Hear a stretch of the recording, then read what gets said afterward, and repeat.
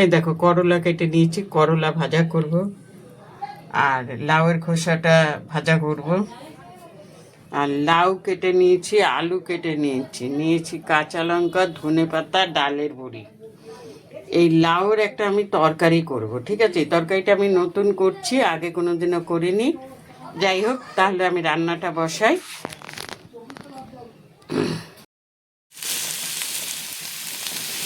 এই দেখো লাউয়ের খোসা ভাজা করতে করতে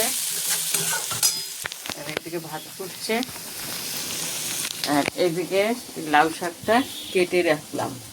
তাহলে কি হবে, আমার কালকে রান্না করব, এটা করতে সুবিধা হবে, ওই জন্য কেটে রেখেছি।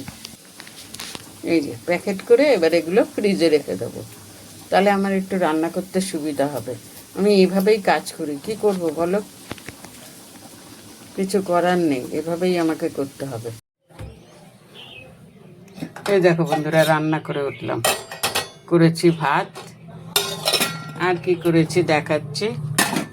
করেছি লাউয়ের খোসা ভাজা করেছি, আর করলা ভাজা করেছি, আর একটা নতুন তরকারি করেছি। এটা সত্যি আমি কোনোদিন করিনি, আজকে করেছি।